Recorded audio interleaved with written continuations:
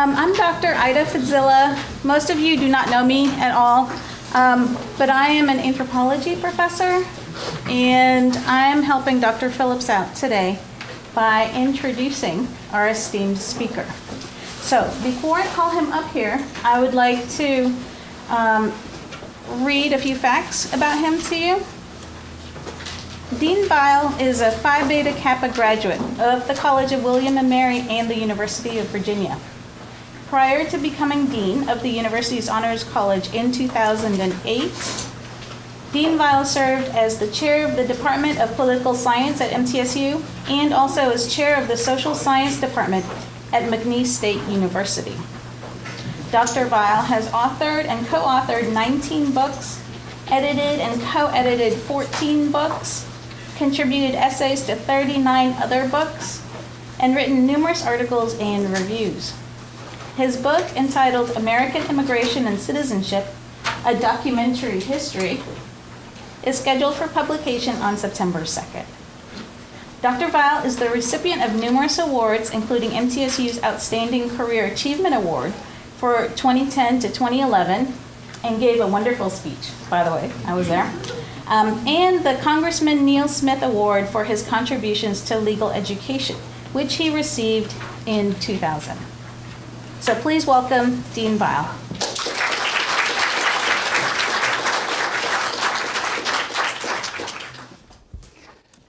Thank you very much for that invitation. We consider the lecture series to be a pretty vital part of the programs that we do here at the Honors College, and it's a delight to give the inaugural lecture for this semester.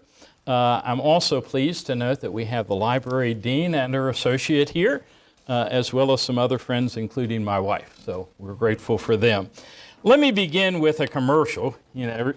Why not, right? You get the floor. And also, Don Witherspoon is one of our board members, of our Board of Visitors.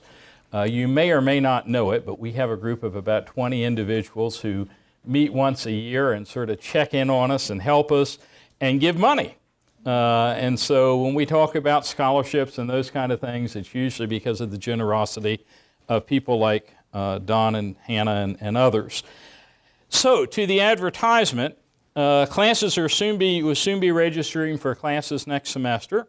And one of the things that we're going to try for the first time, well, we've done 2 trips to Italy that Dr. Phillips has done.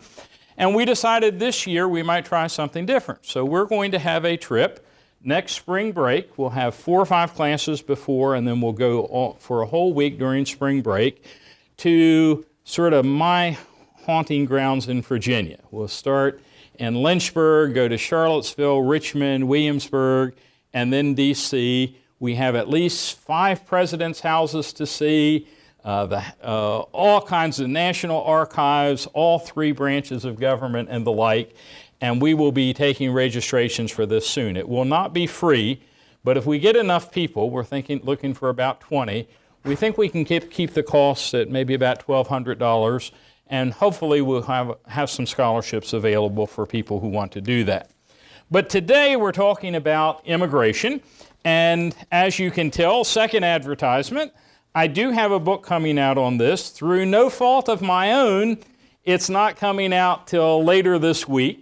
It was scheduled prior to that. I met all my deadlines, but for whatever reason, the wheels ground a little bit more slowly than we anticipated. But what a year to write about immigration. This book actually started last year, Labor Day weekend. I attended the American Political Science Convention that was being held in San Francisco, if I remember correctly. And one of the publishers that I regularly write for asked me if I could do a book on immigration. And my response was, well, frankly, I don't know a lot about immigration, but it's something that I'm interested in. Why don't I see what I can come up with? And so what I've come up with is a series of probably 50 to 75 essays, documents, Supreme Court decisions, laws, executive orders, poems in some cases, things that illuminate how immigration has worked through American history. And so I'm going to talk about, the history of immigration in the United States, and with some special focus on this year's presidential election. I didn't plan it this way. When I started writing, I wasn't really anticipating that it would be quite the issue that it's become, but it's a pretty big issue. Now, don't ask me exactly where we are with it at the moment, because things seem to be a little bit in flux. But many of you know that at least at the beginning of his campaign, Donald Trump announced that he was going to build a wall between the United States and Mexico, and he was going to deport up to 11.5 million people who were here illegally. He now seems to be, at least on alternate days, softening on that position, so I don't know. Wednesday, we're supposed to find out what he really thinks, if it doesn't change again on the next Wednesday. Clinton's position, I think, seems to be fairly close to that of President Obama, who many of you know actually issued an order that would have sort of guaranteed the continuing residency of people who were in the United States and hadn't committed crimes. That has now the legitimacy of some of that would have also made them eligible for certain benefits. And there's a Supreme Court decision that basically said that exceeds his executive authority. And when the Supreme Court, which is now absent a member, dealt with the issue, they left that decision in place. They split 4-4. So almost surely, the election will have some impact on immigration. Now, I always like to begin by asking, and you don't have to tell me what it is. I did read your essays. Dr. Phillips gave them to me. I asked, and I thought what was interesting was how many of you actually had some experience with immigrant families. And I was particularly interested, because I do some of this at my own church, I was particularly interested in the fact that many of you seem to have been introduced to or met immigrants as work that you've done at your churches or someplace that you've been.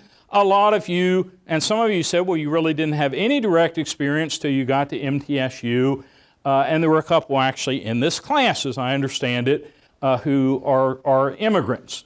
So most of us have some experience with it. I think a lot of us have opinions on the subject that maybe aren't terribly well formed. They're based on 2 or 3 people that we know or a family or 2 that we know. One of you I was particularly impressed with, because I suspect that it may get to the heart of the matter, basically said, well, I've met 2 kinds of immigrants. Some are very hardworking and very patriotic, and the others seem to try to take advantage of the system. And I thought, that's not much different from a lot of the people that I meet who aren't, recent immigrants from day to day. They're people. That's what we find out, whether they're immigrants or not. But there is a great deal of interest, isn't there, in where people come from? Do most of you know or think you know where your national background is from?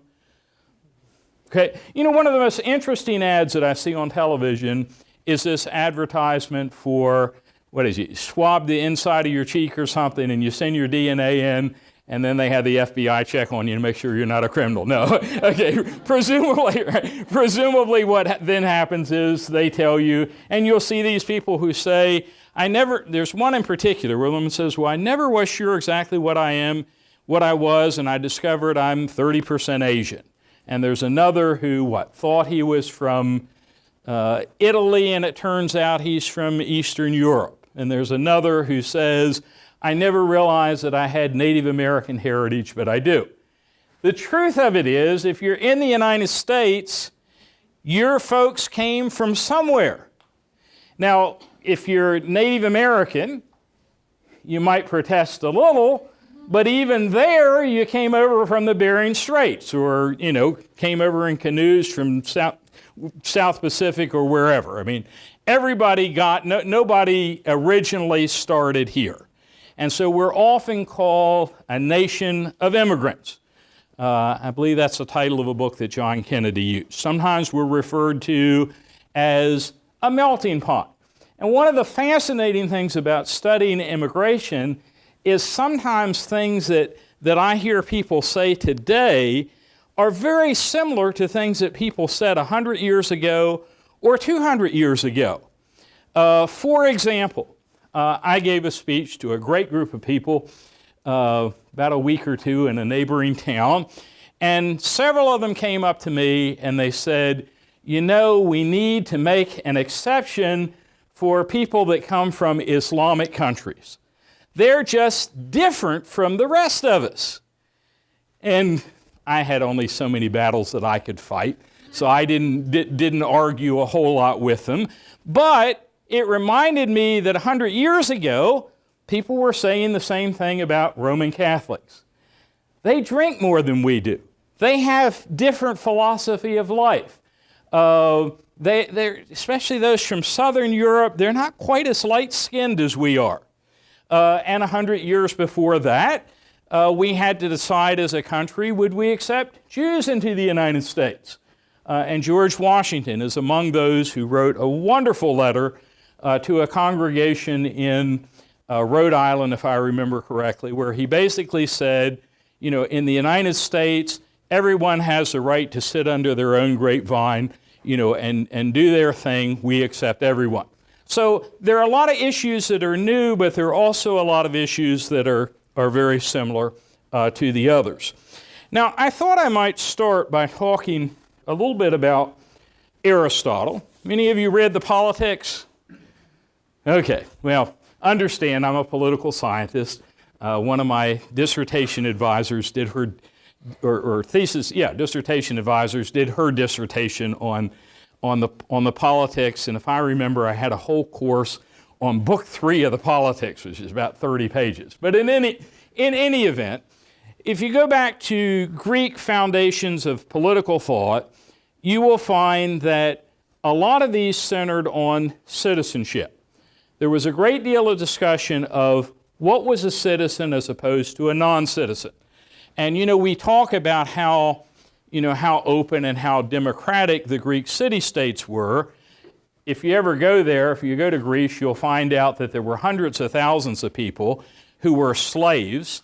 That's how the magnificent temples and whatever were built. Women, of course, were not considered to have a place in politics at all. And there were many others who were not citizens. But those who were citizens had the right typically to actually participate in politics or to vote.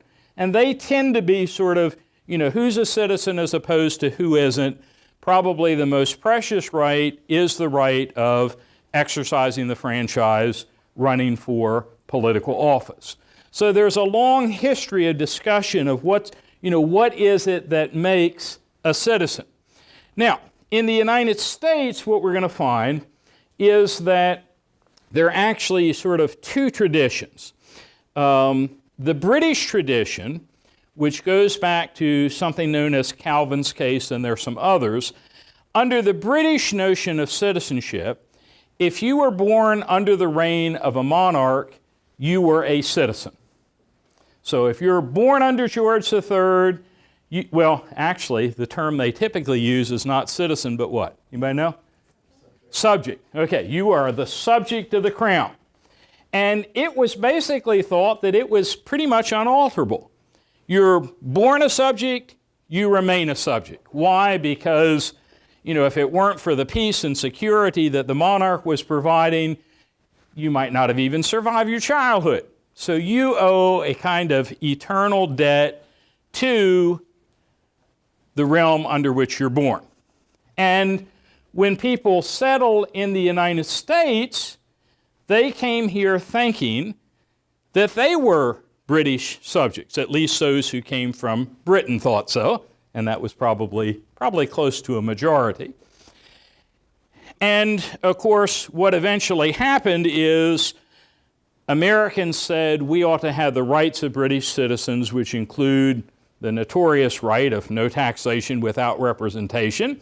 So when Parliament tries to tax us and we decide, well, you can't tax us because we don't send people to Parliament, you eventually end up with some conflict. And when Americans declare their independence, they have to come up with a different view of what citizenship is about.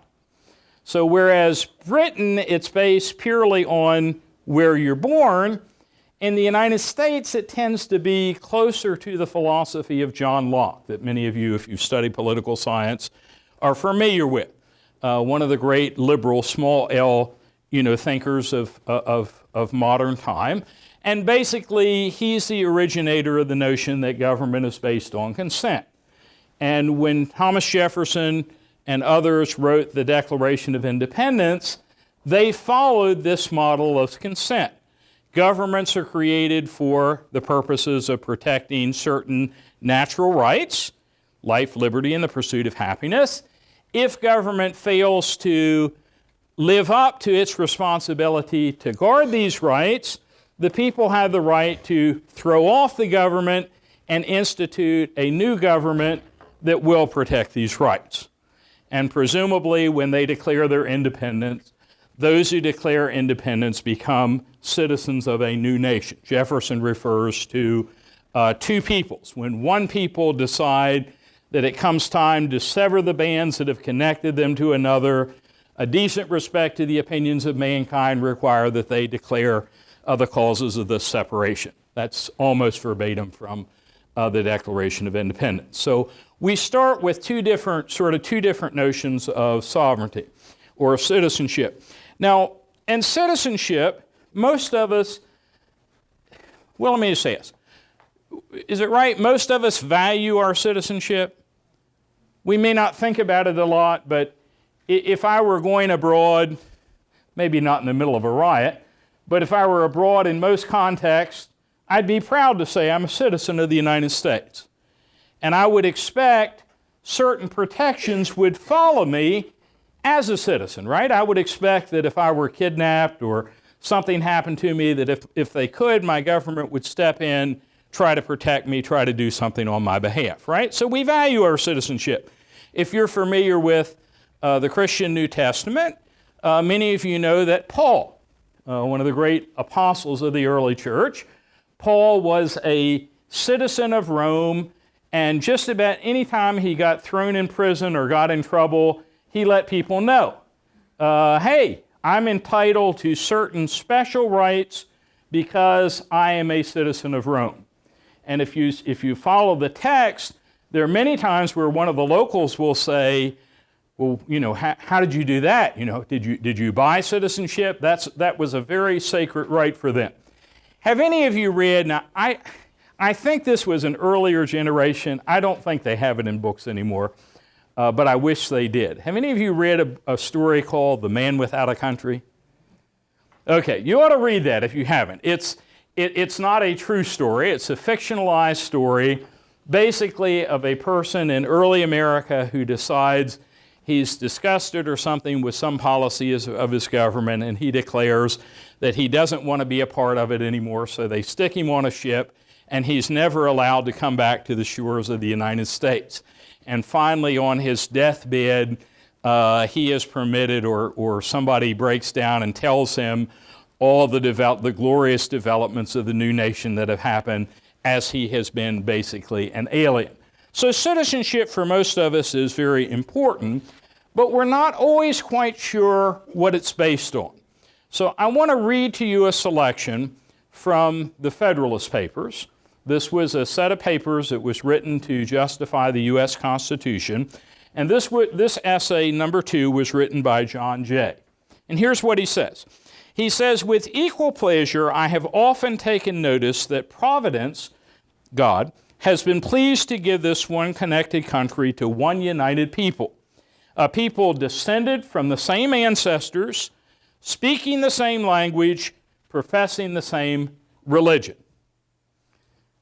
True statement or false?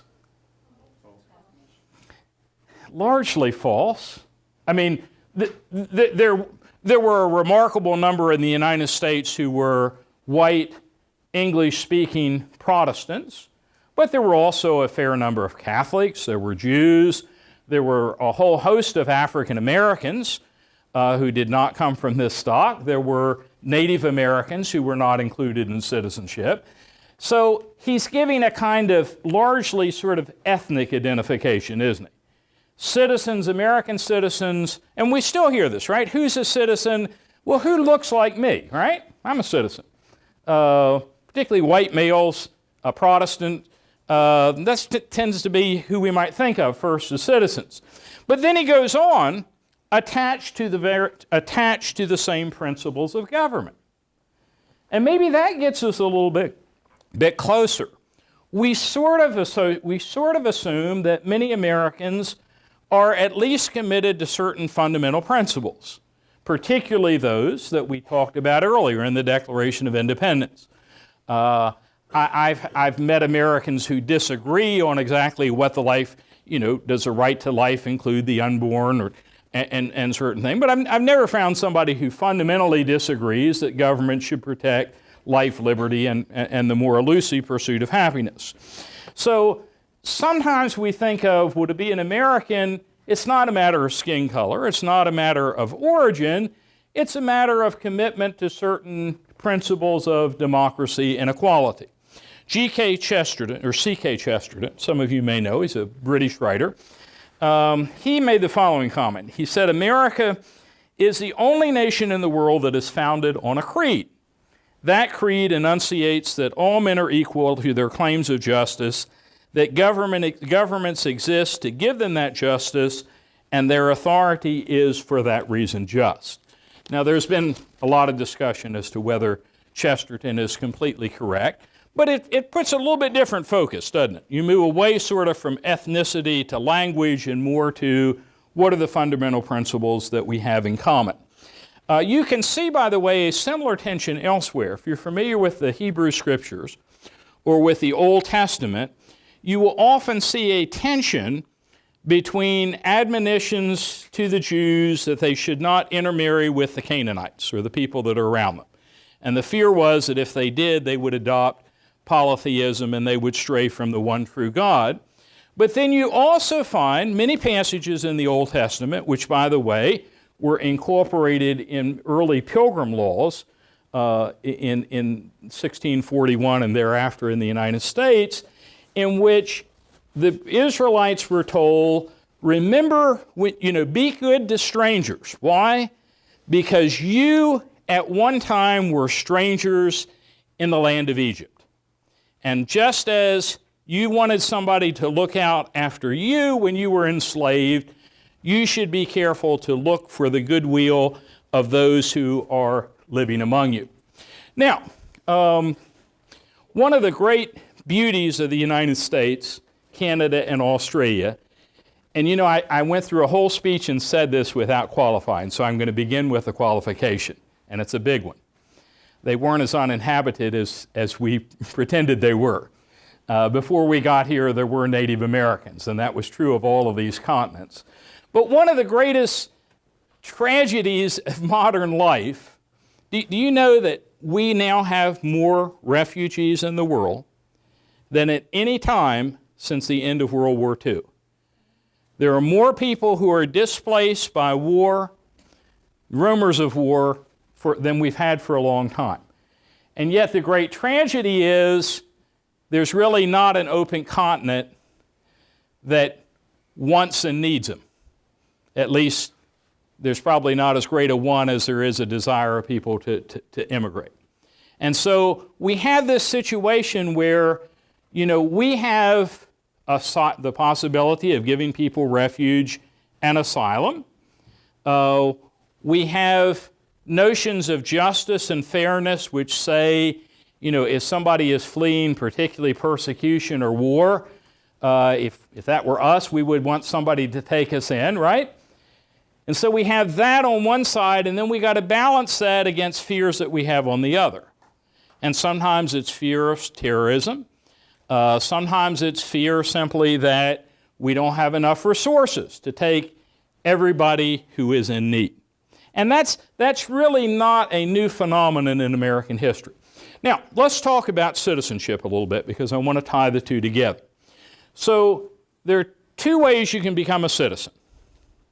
What are they? Okay, birth. That's the easiest. I'm very grateful to my parents. I was born on U.S. soil. That is called jus soli, J-U-S, law, S-O-L-I, law of the soil. Or it can also stem from jus sanguinis. This means S-A-N-G-U-I-N-I-S. That's law of the blood. So if you're born on American soil and with a few complications that we won't get into, if you're born abroad of American parents, you are considered to be a natural-born citizen. The other way to become a citizen, of course, is naturalization. And I've already talked about, particularly in America, this was important because we believe that somebody could move from a monarchy to the United States, give up one citizenship, and exchange it for another. Now, some of you know that prior to the U.S. Constitution, we were governed by something known as the Articles of Confederation. If you take my trip to D.C., we'll go into this in great detail. But in the meantime, it was in power from 1781 to 1789. There's a provision in that Constitution that guarantees what are known as the privileges and immunities, quote, to the free inhabitants of each state, paupers, vagabonds, and fugitives from justice excepted. And the notion there is what? And this is, that they didn't go much farther in defining it, but sort of the notion is that if you're a pauper or a vagabond, if you're wandering from one town to another without permanent habitation, permanent family roots, then you're not quite part of the community. And we still have, sort of lingering notions of that. When the U.S. Constitution was written, unfortunately, it didn't define citizenship. And it won't define it until 1868, which we'll talk about in a little bit. That was the 14th Amendment, declared that all persons born or naturalized in the United States become citizens thereof. This overturned the Dred Scott decision, which had decided that if you were an African American, you were not a U.S. citizen. And there are parts of the Constitution that you can read either way. Some of you know in the original Constitution, there's something known as the 3/5 clause, which says if you're in bondage, you count as 3/5 of a person when it comes to determining a state's representation in the House of Representatives. But we basically go 100 years without really giving a formal definition of citizenship. And even after we have a formal definition, it turns out that we have different classes of citizens. So it's not until 1870 that, at least on paper, the Constitution prohibits discrimination on the basis of race when it comes to voting. It's not till 1920 that we adopt the 19th Amendment, which says that the rights of citizenship for women include the right to vote. And it's not till 1924, by the way, that we extend citizenship to Native Americans. So we took us a little bit of time to sort of get to where we are now. Now, I want to talk about three broad periods in American history dealing with citizenship. So we're going to start with the early years, which basically are going to take us up to about a little after the Civil War. And this was a time, and again, I'm doing some pretty broad sketches, it's a time where, for the most part, we welcomed immigrants. This is the image that we think of on the Statue of Liberty. It's not, this isn't built till 1886, and the Emma Lazarus lines don't come until another 20 years or so. But we probably know, right? Give me your tired, your poor, your huddled masses yearning to breathe free, the wretched refuse of your teeming shore, send them the homeless, tempest-tossed to me, I lift my lamp beside the golden door. And if there was ever a period in American history where we sort of lived up to that, it was our first 100 years. So let's look at the Naturalization Act, 1790. The citizenship, naturalization was open to any alien, somebody from another country, being a free white person. Now, I said it's open. Now we start making some qualifications. This would indicate it would not be open from someone who voluntarily moved from Africa to become a citizen here. But, for the most part, it was fairly open. Many of you talked to me about the musical Hamilton. Don't take the history terribly seriously. You need to work a little bit on that, but it's a great musical. Hamilton wrote a report on manufacturers early in the Washington administration, in which he basically said, the more immigrants we can get over here, the better. This is the path to industrialization. By the way, he also favored, I don't know how this would work in the musical, he also thought it would be a great thing for child labor. You know, for how many years did it take me to try to make a profit off my twin daughters? Hamilton's system, it would have worked, right? Bring them over, put them to work, and okay, I'm exaggerating. You know I don't mean that. But in any event, so through most of our history, pretty welcoming, some exceptions. 1798. All of you know about the Alien and Sedition Acts. Federalists are in power. They realize that many of the immigrants that are coming over tend to vote Democratic, Republican. So they say, let's require longer residency before we allow them to become citizens. And by the way, if they or anybody else criticize the government of the United States, let's throw them in jail. Now, there's one obvious obstacle to that, which is the First Amendment. But as it turns out, the law eventually, it was only adopted while they were in power. So once they left power, it faded away. Most people today would tell you that it was probably an unconstitutional law. But basically what happened in the first 100 years is, at least from the perspective of the majority whites, we had a continent to fill. Forget that there are Native Americans there for now, but you know, we want to expand. Eventually, mid-century, we'll come up with this doctrine of manifest destiny. We're going to expand from coast to coast. We can use as much labor as we can get.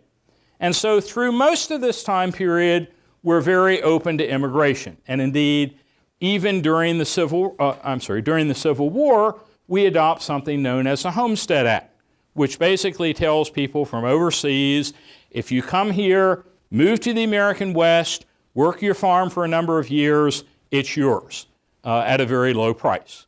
We had a direct, we wanted to conquer the continent. Let's push the Spanish south, push the Indians onto reservations. Let's dominate the continent. So during that time, most of the time, pretty open. Now, there was a period in the 1850s, actually starting probably 20 or 30 years later, immigration patterns start to shift. And we have fewer people coming in from Great Britain and more people starting to come in from Ireland. Ireland, many of you know, great potato famine there.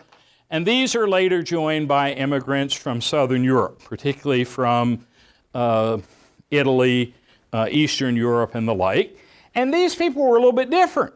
Remember we talked earlier. They tended to be Catholic. Or often they were Jews. They were a little bit different from what we were used to.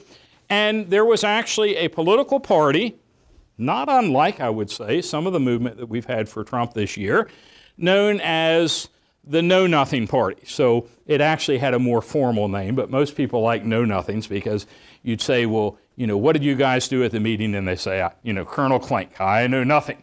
Okay, in any event, the KnowNothing Party.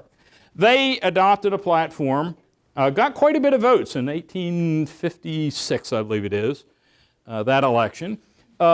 Basically, it's sort of an anti-Catholic, anti-immigrant platform. And one of the greatest responses that I've ever seen to this is the response of Abraham Lincoln.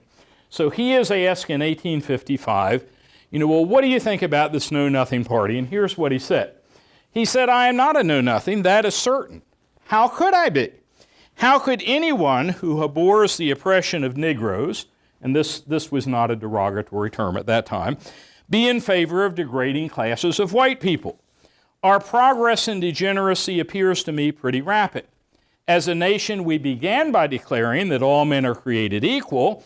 We now practically read it to say all men are created equal except Negroes. When the Know-Nothings get control, it will read all men are created equal except Negroes and foreigners and Catholics. And then he adds this very wry line, which basically says, if it comes to this, I'd prefer to go to Russia. They don't make any pretense to equality over there. I'd prefer not to be in a place that advocates hypocrisy. So he was a strong opponent of the Know-Nothing Party. Now, then we go into, after the war, sort of late 19th century to World War II, and we have a period that I would say, in terms of prior policies, is largely a reactionary period. we begin to have, and this becomes particularly true, some of you know about Frederick Jackson Turner, 1890. Have any history majors? Okay. No. Okay. So Frederick Jackson Turner is a famous historian who, after the 1890 census, realizes that there's no longer a place on the census which is designated for the frontier. And so he draws from this conclusion that America's character is going to change, because one of the things that he thinks gave America its character was the possibility that you could always, if you were discontent, you could always move west and create a new life for yourself. And so after this time period, people began to say, well, maybe we already have enough people in the United States. Maybe we really don't need any more. People from the farms are going to the cities. Cities have a lot of problems for their own. That's where immigrants often settle. And so you have some reaction. And this reaction is particularly strong on the West Coast. And the reason is ethnic. Because what's happening in the West Coast is, as we build American railroads and as people begin settling there, Chinese and Japanese move over to basically to work on the railroad, to do laundry services and that sort of thing. And white Americans look around them, a lot of them, and they see people who don't look like themselves, and then they realize that they come from a continent that has far more people on it than we do. And so some of you know there's a great American reformer by the name of Henry George. He wrote a book later known as Progress and Poverty, and is typically regarded as a fairly progressive fellow.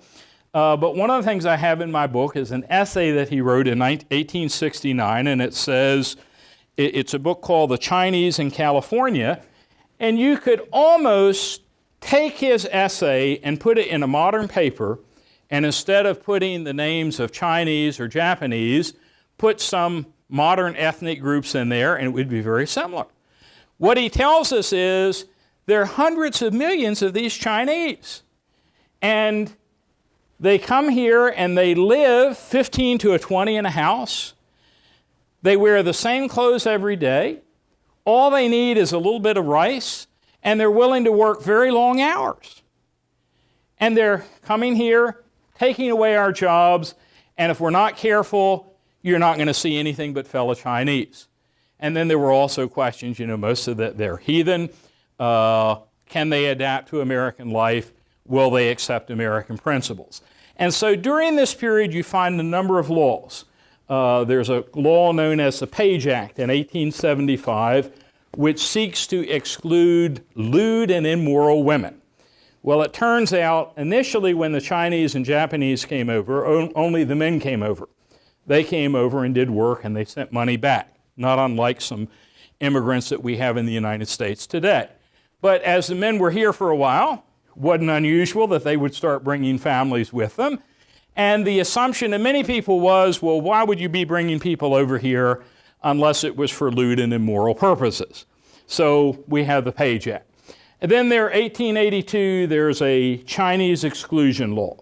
We end up with a gentleman's agreement with Japan to try to exclude Japanese from coming over to the United States and settling here permanently. California, up through the 40s, has laws that prohibit Japanese, they relegate them to particular areas of the city, prevent them from buying property like other citizens. There are Supreme Court decisions which basically interpret the laws to say, if you're from the nation of India, you cannot become a citizen of the United States because you're not of the same ethnic stock as other Americans. As World War I came, there was an increased emphasis on excluding communists and anarchists. And again, this wasn't altogether different, incidentally, from some of our modern fears. I personally think we have the right to ask somebody coming into the United States if their purpose in coming here is to overthrow our government. I think that's probably a pretty good reason for excluding them. So those laws are adopted and the like. We adopted very strict quotas, and most quotas were based on ethnic assumptions. At one point, we adopt a law that says you can't have any more immigrants in the United States than 2% of the existing immigrants from that nationality that are already there. So if you have 10 people from India in the United States, your maximum quota is 2 more. So on the surface, it's more racist actually than it seems, because it's based on what the prior arrangements are. And one of the tragic things, and this we're going up to the World War II, there was an editorial in the New York Times about 4 or 5 days ago, last week, and here's what the title was. It said, "Anne Frank today is a Syrian girl." And the article went on to describe, all of you know who Anne Frank is? Most of you? Okay, we all read the diary or we've seen a movie on it. They have now discovered documents from the Frank family applying for citizenship, applying to immigrate to the United States in the 1930s. And they were kept out because of the very strict quota. And the result was that they and many fellow Jews perished in the Holocaust because we didn't choose to take them. So that's up to World War II. Now, since World War II, policies, I think, have been a little somewhere sort of between the two periods we've talked about earlier. 1965, we actually take off the national quotas that we've had. And one thing that you'll see, and I think one thing that's almost inherent in immigration policies, is that our policies are often more influenced, they're partly influenced by what we want for ourselves. What kind of immigrants do we want? How many can we use? But sometimes they're also driven by what happens abroad. So immediately after World War II, you have a fair number of American soldiers who come back with war brides. So we adopt legislation to take care of them. When Russia takes over, expands into Eastern Europe, we're fairly sympathetic, most of us are, to the communists, to people who are fleeing communist oppression, and so we open up the door to them. When Fidel Castro takes over in Cuba in the early 1960s, we have special arrangements for Cuban Americans. And incidentally, generally, we've been far more favorable to Hispanics who have come from Cuba than we have those who have come from Mexico or Guatemala or Honduras or some of these other countries. So our policies have not always been terribly consistent here. There is one thing that I just had to show you. This is not from my book. I found it in a book. I have it down here. It's a Princeton University Press. But, some of the discussion today is, particularly if Trump is elected president, is he or is he not going to deport those who are here without proper papers? And I'm not sure I know the answer. Again, we may or may not find out on Wednesday. But it's interesting that we've had similar discussions in the past. In the 1950s, and the term is offensive, and I'm not trying to offend anyone, I'm just telling you what it was. It was called Operation Wetback. And wetback were people who had immigrated up from South America. And there was one point, now just read it. The INS legalized the status of undocumented agricultural workers by allowing them to return to Mexico, and here you'll see, by putting one foot into Mexican soil and then to re-enter through an official port of entry. They call the procedure drying out wetbacks. And again, sounds offensive, is offensive, but it's ironic, isn't it, that over 50 years later, we have somewhat similar proposals.